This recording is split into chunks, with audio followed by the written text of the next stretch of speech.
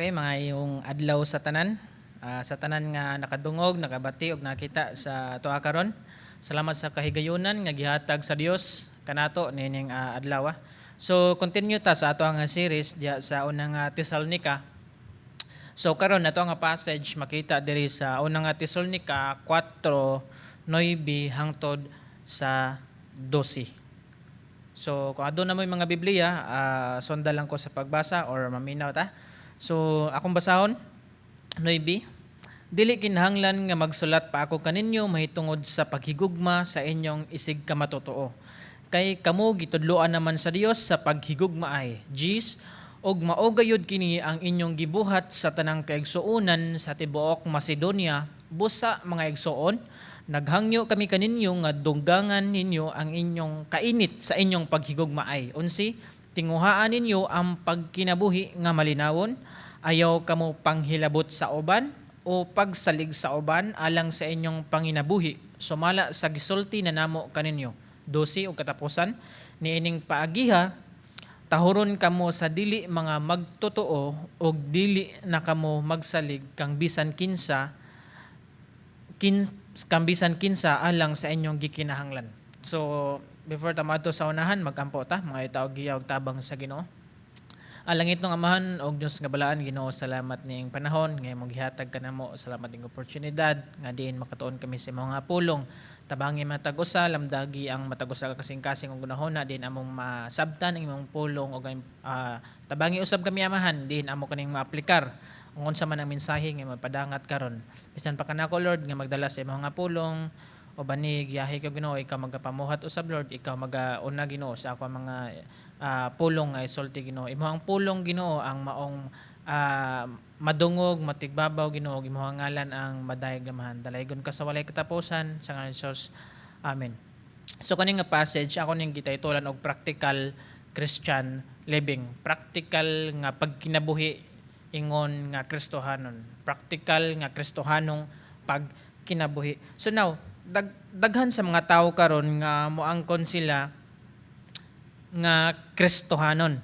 So, ang pangutana, ang ilahabang pagkinabuhi, pang Kristohanon ba? So now, even ang uban, I don't know, if namoy kaila, nga gitawag nila nga, uy, Domingo ron, masimba ko, mga 2 oras, 3 oras, 4 ka oras.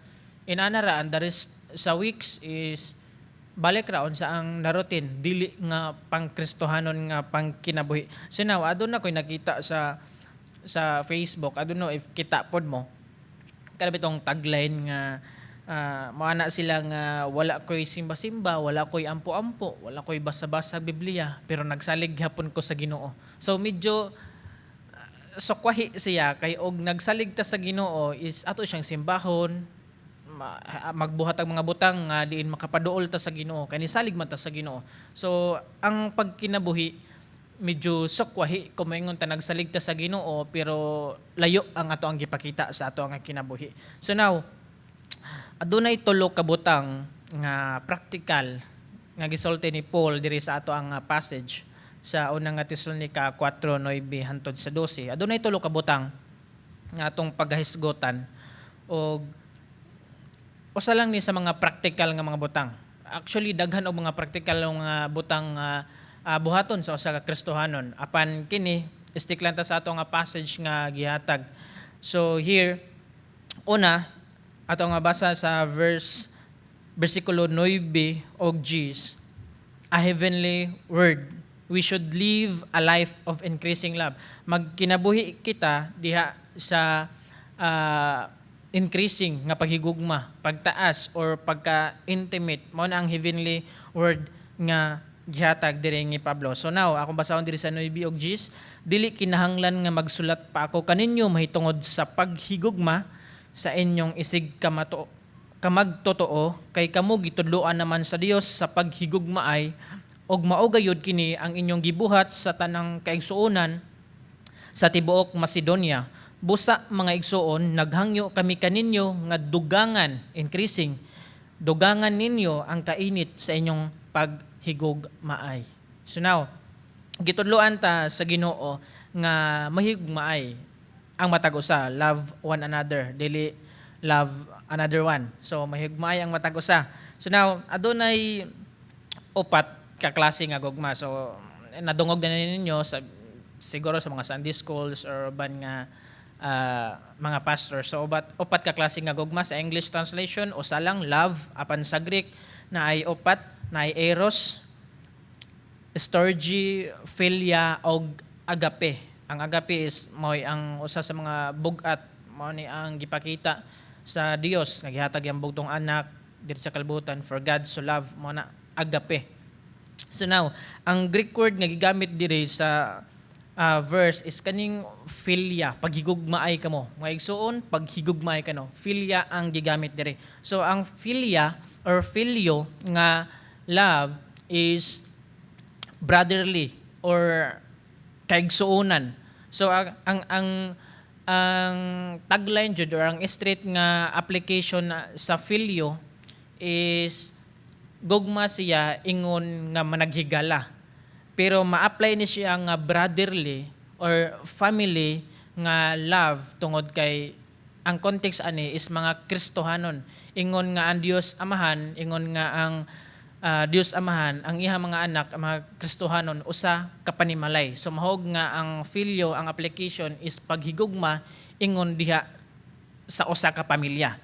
So now, paghigugmaay ka mo sa matag usa. So it refers nga brotherly or kaigsuonan nga paghigugma diha sulod sa pamilya. So now, dili lang kay nihunong ang Thessalonians nga nakahibalo sila nga mahigugmaay apan ilang og atong basahon sa versikulo Gs ilang gidugangan or increase pataas or nagka-intimate ang panaghigugmaay kanila. So ang ilang gibuhat, they were working together, nag-usa sila, nagloving each other, naghigugmaay sila, o again, increase and abound. Ilahang nang gipakita nga adlaw-adlaw ilahang paghigugma nagkatubo. So sama sa usa ka atleta no nga maayo siya nga athlete pero dili siya mohunong sa pag-exercise, dili siya mohunong sa pag-ensayo sa iyahang expertise tungod kay everyday gusto siya nga magtubo. So inana usab ang ato ang batunan nga klase nga kinaiya, klase nga kasing-kasing ingon nga mahigugmaay kita ingon nga mga Kristohanon nga mga igsoon nga magtubo ug magtubo. So maghigugmaay giahwag matag usa ni Pablo dili lang kay sa Thessalonica nga church or Kristohanon sa Thessalonica, kita usab nga mga Kristohanon karon higugmaay nga managsuunay. So now ikaduha nga butang atong paghisgutan sa bersikulo 11 kaning holy work. Ang una kay heavenly word, ang pulong dira is ang love. No karon ang work, trabaho. We should live a life of work. Magkinabuhi kita diha sa pagtrabaho. So aduna tay tulo ka under ani, adunay tulo ka butang atong paghisgutan. So unsi, akong basahon, tinguhaan ninyo ang pagkinabuhi nga malinawon. Mao nang usa. Ikaduha, ayaw kamo panghilabot sa uban. Ikatulo, pagsalig sa uban alang sa inyong panginabuhi, sumala sa gisulti na namo kaninyo. So now, here, ang unang nga butang atong paghisgutan karon is tinguhaa ang pagkinabuhi na malinawon or kaning to aspire to live quietly. Tinguhaon. Ang kaning aspire nga word or kaning tinguha is mura siya strive or maningkamot ka. Strive nga dili makontento nga inani lang kun dili maningkamot ka, strive hantod makabot nimo. Mura siya og kanang ambition nga kinahanglan nimo nga maningkamot ka para maangko nimo, maabot nimo ang imong nga ambition. Ang kaning quiet simply ang giingon diri sa bersikulo 11, tinguhaan ninyo ang pagkinabuhi nga malinawon. Karing malinawon simply peace, calm, rest, satisfaction, katagbawan, inana kalinaw na ay peace, dili na walay absence ang kuan, walay kagubot nga makaplagan. So kalinaw. So now ang Biblia nagcontradicts sa modern or sa karon nga panahon sa gitawag na to quiet living or malinawon nga pagkinabuhi ingon nga Kristohanon. So now ang Bible atong makita is nagsulti nga adunay Dios or adunay Ginoo. So now ang kalibutan usab nagsulti nga adunay self, adunay ako. Kung ang makita nato sa Biblia, adunay Dios nga mao'y nagbuot sa tanan. Sa kalibutan, adunay ako, adunay self nga nagbuot usab sa ako ang pagabuhaton. So ato makita ang contradiction. So now ikaduha nga sa lain nga example, if ang simbahan, if ang church, makita nato adunay pastors, makita nato adunay mga service, makita nato na mga church leaders, spiritual leaders. Ang kalibutan usab adunay mga celebrities, adunay concert, adunay mga pleasure, kalingawan, naglaing-laing matang sa gathering or activities sa kalibutan. So now, ang punto diri is daghan ang i-offer sa kalibutan nga kaya nga mudani o muguba sa malinawon nimong pagkinabuhi ingon nga Kristohanon.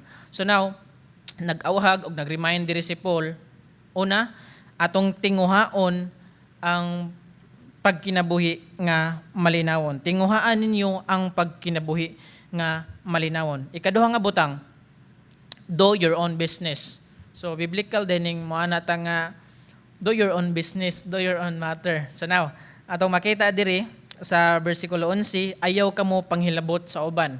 Do your own business. Ayaw panghuhit-kuhit sa uban. So, focus sa imo ha. So atong tanawon diri unsa ang gipasabot ning Pablo sa mao diring do your own business or ayaw ka mo panghilabot sa uban. So ingon nga Kristohanon, biblically we should mind our own business. So now wala siya nagcontradict sa gingon sa Galatians size those nga bear one another's burden or pagtinabangay siya. Wala siya nagcontradict.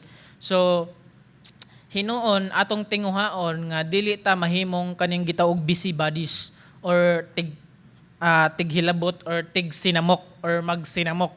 So atong tinghuaon nga dili sa ingon nga focus ta nga moana ta nga example, sister, brother, aduna ko'y problema, tabangi ko sa pagampo or tabangi ko unsa nga akong buhaton, lain sag moana ka, mind your own business, I'll mind my own business. So giawhag po ta nga magtinabangay ingon nga application sa paghigugmaay. So naay dako nga difference sa Christian duty, Kristohanon nga duty og ngadto pod sa mupot ka og interest sa uban.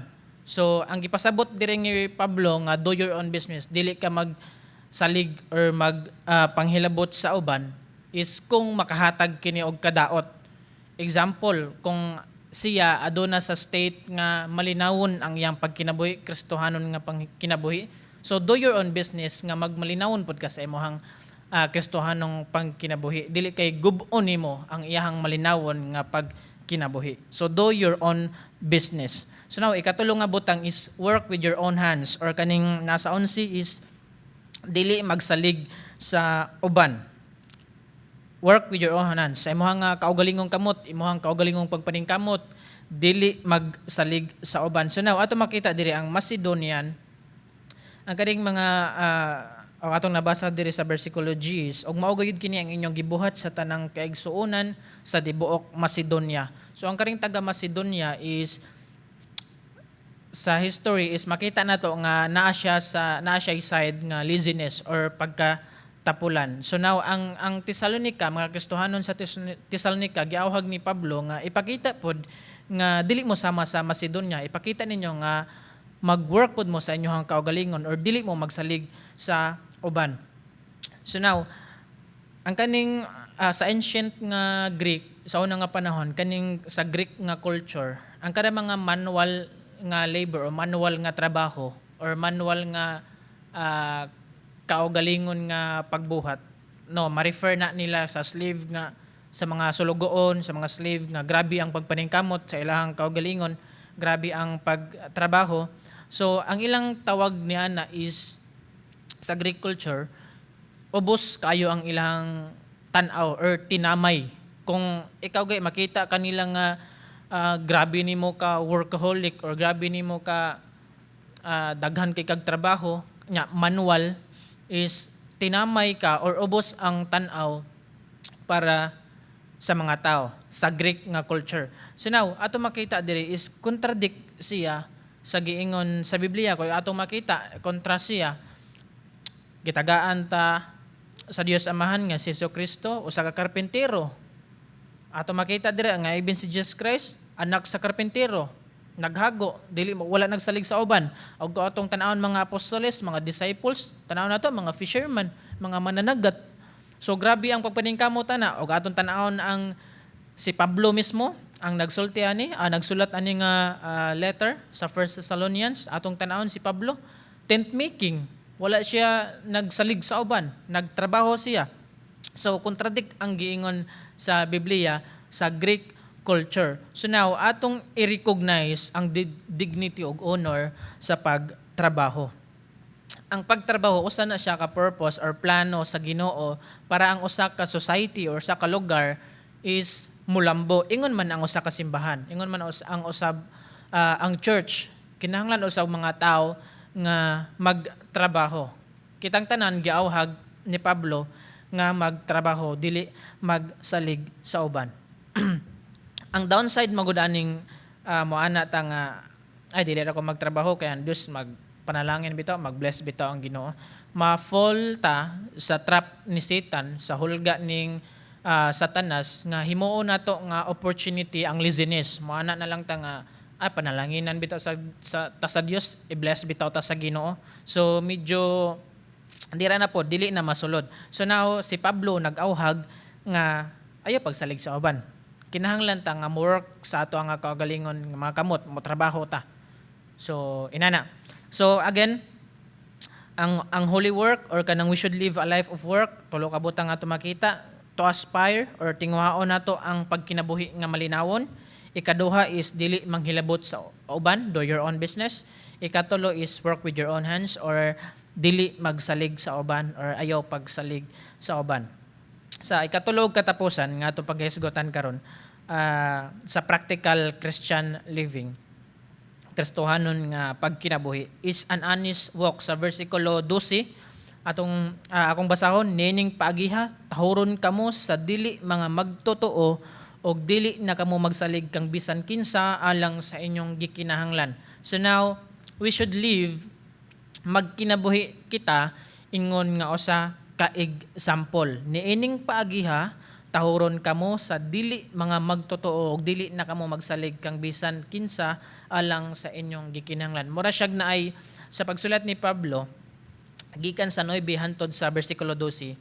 Makita nato sa bersikulo 12 is mura siyag ni twist nahimo siyang evangelism. Pinaagi sa inyong gipakita. So now atong makita diri unsa ang role sa testimony. Ang testimony nga atong gipadayag dako kay na siya og kahimuan or importante kay ang testimony nga ato ang gihuptan, nga atong gipakita ngadto sa uban. Giawhag nga maghigugmaay, giawhag nga tinghuaon ang pagkinabuhi nga malinawon, dili manghilabot sa uban, mga praktikal, dili magsalig sa uban.